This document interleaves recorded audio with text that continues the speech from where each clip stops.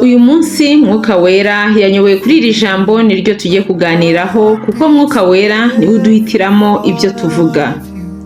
Nongeye kubaha ikaze kuri The Way Series, aho twatangiye uru rugendo rwo guhugurana, tugashyigikirana, tugakomezanya muri iyi nzira twatangiye muri ibi bihe bya nyuma.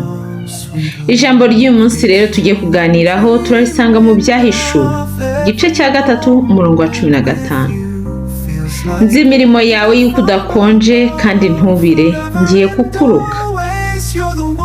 Iyo udakonje kandi ntubire, uri akazuyazi. Umuntu w'akazuyazi rero ni umuntu uvuga ko akijijwe, umukristo, udasiba kujya gusenga buri ku cyumweru, uririmba muri korali, cyangwa se ari n'umudiyakoni, ariko ibyo akabikora mu nyungu ze, ari ku munwa gusa, akibereye mu byaha, akibereye mu by'isi, mbese utamutandukanya n'umupagani n'umuntu utazi Imana.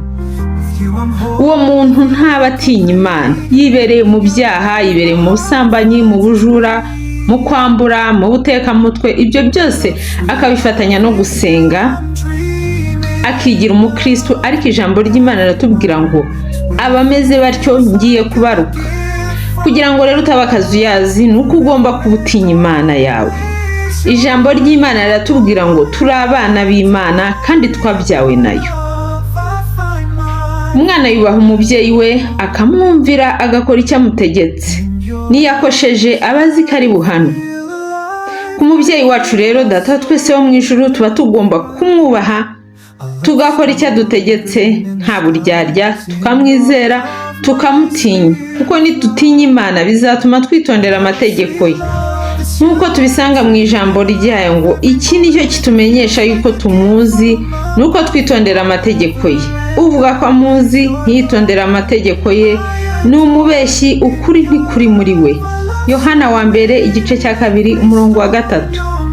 Nutinya Imana bizagufasha kuva mu bibi, bizatuma ntuzajya wisanga mu byaha, uzajya wibuka ko Imana ikureba kandi ko hari umunsi w'urubanza, bituma ubivamo, wihane kandi wihanire kureka, kuko ukora ibyaha ntaba yaramenye Imana, ntaba yaramenye umwami wacu Yahusha.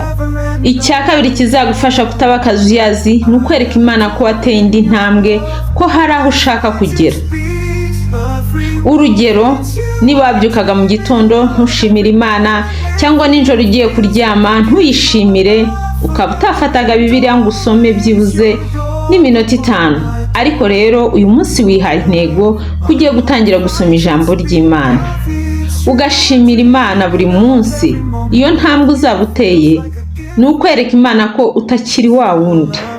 Ikindi ni uko ugomba kureba aho ucika intege, ibyakunaniye kureka, ibikugwisha, ahubwo ugakora imirimo myiza umwami yishimira. Ntuhangayikishwe n'iby'isi birimo amafaranga, akazi, inshuti, umuryango wawe ndetse n'ibindi, ahubwo ukitandukanya nabyo, amaso yawe ukayahanga umuremyi wawe, ukereka Imana ko uyifitiye inyota, ukitandukanya n'imihango ya gipagani, ibyo uziririza bitari mu ijambo ry'Imana, byashyizweho n'abantu, byashyizweho n'isi, ukabigenderaho nawe ukabikora, kuko isi ari byo igutegeka. Ugomba rero gusoma Bibiliya, kuko mu ijambo ry'Imana niho Imana ivugira, niho itubwirira, niho tumenyera ibyo yadushyiriyeho gukora, ibyo yadushyiriyeho kurya, ndetse n'andi mategeko yayo tugomba gukurikiza. Icyanyuma rero ni uguhindura imyitwarire yawe.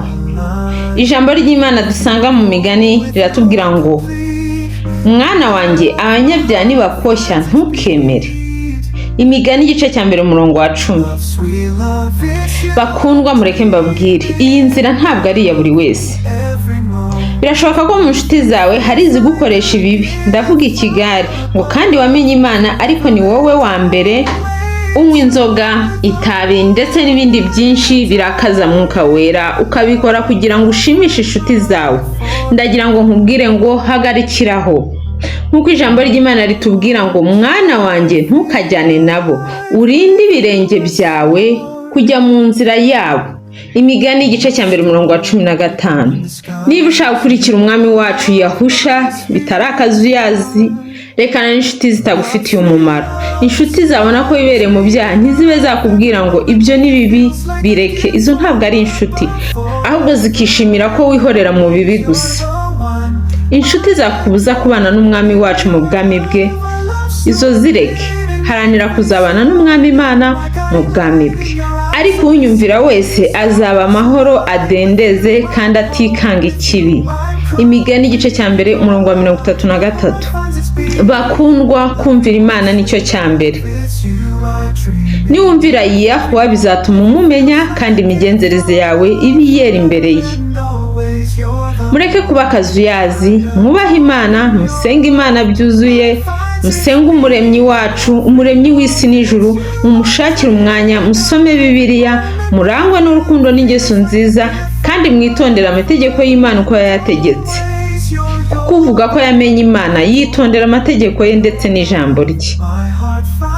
Niba ushaka kuba agaciro imbere y'Imana ugomba kumenya ibyo Imana yanga n'ibyo ikunda, hanyuma numara kubimenya uzakora ibyo ikunda ureke ibyo yanga.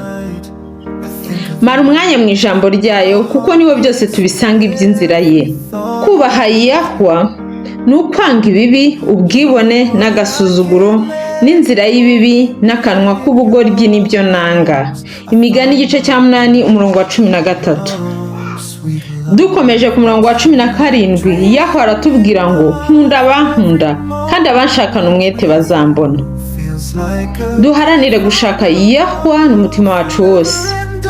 Numushaka uzamubona, numuhitamo akaba ari we ushyira imbere, nawe azagukomeza guha imbaraga zo gukomeza urugendo rujya mu bwami bw'umwami wacu Yahusha.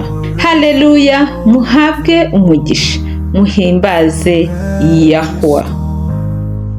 My guiding light, in your eyes I see the stars align. With you I'm whole, with you I'm complete. In your love my heart finds its beat.